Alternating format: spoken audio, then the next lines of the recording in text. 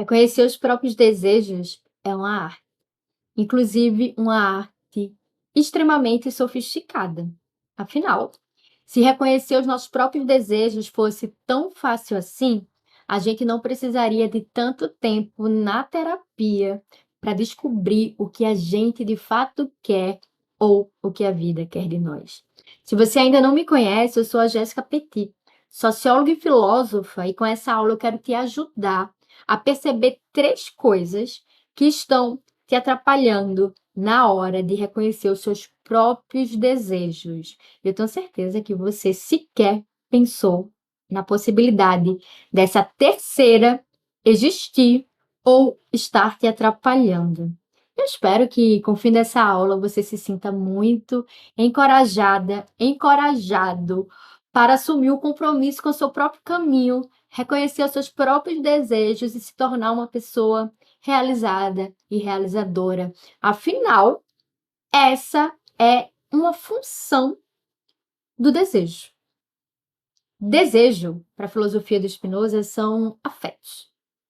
Inclusive os afetos mais importantes de todos. Afinal, graças ao desejo, a gente se mantém viva. Quando a gente está com sede, a gente deseja um copo d'água. Quando a gente está com fome, a gente deseja comer. Quando a gente se apaixona por alguém, a gente está desejando o amor ou o reconhecimento. Quando a gente compra uma blusa, a gente está desejando se sentir mais bonita, se sentir mais atraente. Então, os desejos nos colocam em movimento constantemente.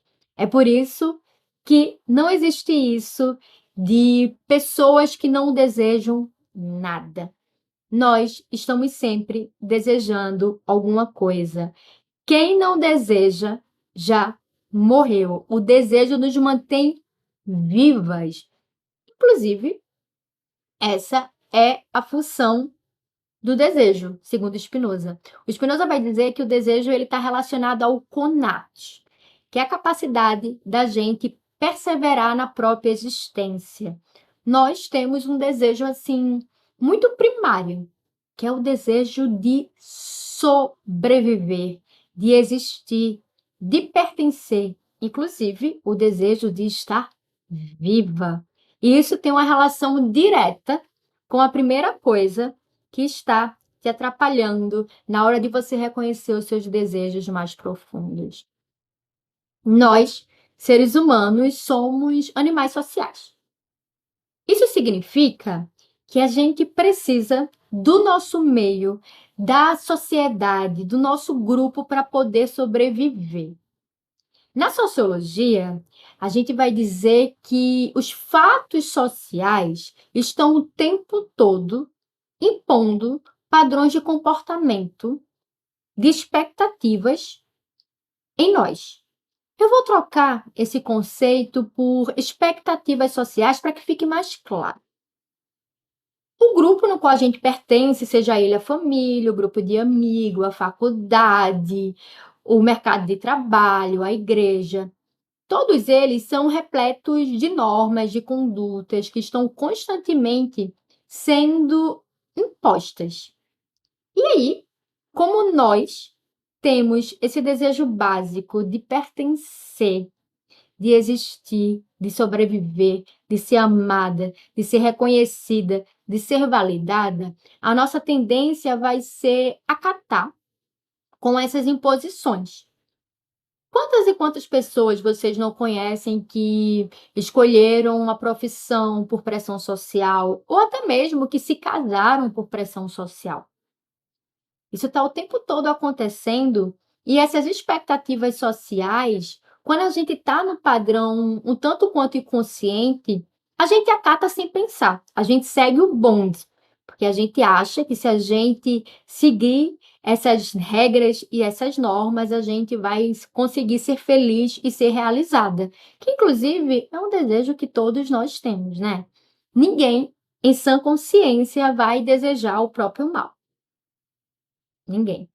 E é por isso que a gente tem essa tendência natural a acatar essas imposições.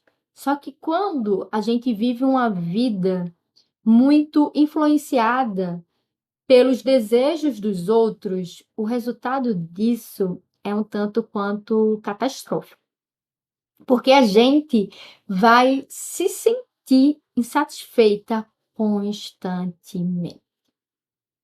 A única forma da gente conseguir romper com isso é reconhecer os nossos desejos mais profundos e viver de acordo com eles, para construir uma vida mais autêntica. Não existe possibilidade da gente ser feliz e se sentir realizada numa vida inautêntica. É por isso que é tão importante a gente ser capaz de reconhecer o que nós, de fato, desejamos. Se em algum momento da sua vida você pensou assim, ai, minha vida seria tão mais fácil se eu soubesse o que eu de fato quero, eu quero te dizer que esse sentimento é legítimo, porque sim, a sua vida seria muito mais fácil se você vivesse de acordo com o que você de fato deseja.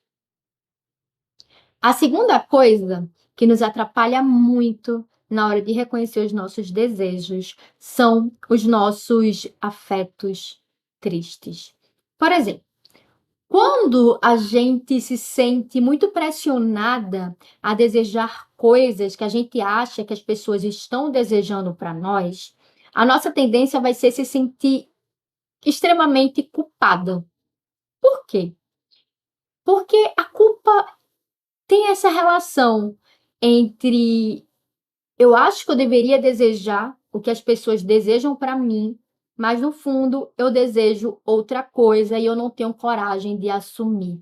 E aí eu me sinto culpada, e aí eu me sinto triste, e aí eu me sinto muito pressionada. Isso é horrível. Os afetos tristes, como o medo, por exemplo, eles fazem com que a gente se movimente de uma forma completamente equivocada. Por exemplo, quando a gente tem muito medo, a nossa tendência vai ser o quê? Tentar se livrar desse medo. E como foi que a gente aprendeu a se livrar desse medo? Buscando segurança. E muitas vezes, o que para a gente aparece como algo seguro ou como segurança, nos distancia de fato do nosso próprio desejo. Exemplo, uma pessoa que quer muito ser atriz, mas a sociedade diz que não é uma profissão desejável, que ela vai passar por dificuldades financeiras, que será muito difícil, que esses problemas tornarão ela infeliz. E aí ela vai ser tomada por um medo. Por quê? Porque ninguém quer ser infeliz e passar por dificuldades em sã consciência. Então, esse medo vai fazer com que ela busque segurança. E aí, ela, nesse meio do caminho, pode desviar da rota e buscar fazer algo que traga alguma segurança. Só que essa suposta segurança, como não está de acordo com a pessoa que ela de fato é, vai fazer com que ela se sinta muito mal na própria pele. Ela sabe que ela está vivendo uma vida inautêntica e a gente não consegue ter satisfação nessa vida inautêntica. Então, ela vai viver num eterno conflito. E essa tristeza vai fazer com que ela perca a sua vitalidade, a sua potência de agir. Esse medo que leva à busca da segurança, que gera frustração, que causa tristeza, tudo isso faz com que a gente se sinta muito infeliz na própria vida. Inclusive, tem um filósofo alemão chamado Arthur Schopenhauer. O Arthur Schopenhauer ele vai dizer que a gente vive em eterno sofrimento, por quê? Porque estamos constantemente em a ânsia de ter e o tédio de possuir. Eu, particularmente, não concordo 100% com a perspectiva do Schopenhauer. Por quê? Porque eu acredito que a gente só tem o tédio de possuir quando a gente possui coisas que não estão de acordo com quem nós de fato somos. Uma pessoa que realiza os seus próprios desejos, e esses desejos são autênticos, ela vai sentir um enorme prazer, uma alegria muito duradoura. Por quê? Porque ela tem coerência com quem ela de fato é. A gente só sente o tédio de possuir quando a gente possui coisas que a gente acha que deveria querer, e aí, quando a gente busca essa coisa que a gente deveria querer, a gente percebe que a gente não queria tanto assim. E aí, a gente acha que deveria querer outra coisa. E aí, a gente, completamente perdida no rolê, vai buscar coisas que as pessoas estão dizendo que a gente deveria desejar. E essa, obviamente, que é a receita puro fracasso. E por essa eterna insatisfação. Nesse ponto, eu concordo com Schopenhauer. No entanto, é muito possível que a gente tenha uma vida muito realizada. Para isso, a gente precisa reconhecer o que nós de fato queremos. E aí entra a terceira coisa que está te atrapalhando nessa jornada. É que muitas vezes os nossos desejos, eles estão na sombra, no nosso inconsciente. O Jung, que foi um psiquiatra e o fundador da psicologia complexa e analítica, ele desenvolveu esse conceito de sombra. Sombra é tudo aquilo que está no nosso inconsciente. Como a gente vive no contexto social de muitas regras e muitas imposições, o que acontece é que desde criança a gente foi ensinada a odiar e a reprimir aquilo que a gente é. Por quê? Porque a gente vive num contexto muito autoritário, de violência, é muito bullying na escola e tudo mais. Então a gente aprendeu a odiar partes de nós mesmas. E o nosso desejo autêntico, ele está relacionado com quem nós de fato somos. E a gente só consegue reconhecer esses desejos profundos quando a gente assume o compromisso de perceber, olhar e encarar as nossas sombras. Como? A partir da autorreflexão, a partir da honestidade, a partir do questionamento. Só que reconhecer as nossas próprias sombras é muito doloroso. Muito doloroso. É por isso que a gente foge tanto desse trabalho filosófico que é olhar para si. Mas não há possibilidade alguma da gente conseguir se realizar em autenticidade sem a gente fazer o movimento de integração da nossa sombra. Muitas vezes, os nossos desejos profundos, que estão relacionados com a nossa personalidade, eles estão na sombra do inconsciente.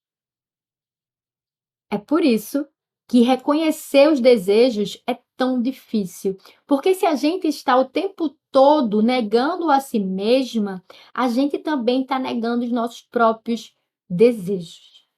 E para isso, a gente precisa fazer o caminho inverso, que é o de olhar para si, se aceitar, possibilitar que todas as partes que nos habitam venham à tona e sejam integradas. E é aí que a gente vai conseguir reconhecer quais são os nossos desejos mais profundos. Sem isso, não há possibilidade da gente se realizar nessa vida.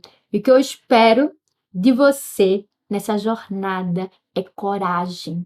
Coragem para olhar para si, coragem para reconhecer os seus próprios desejos e coragem para se realizar nessa vida. Viva ao poder da arte de desejar.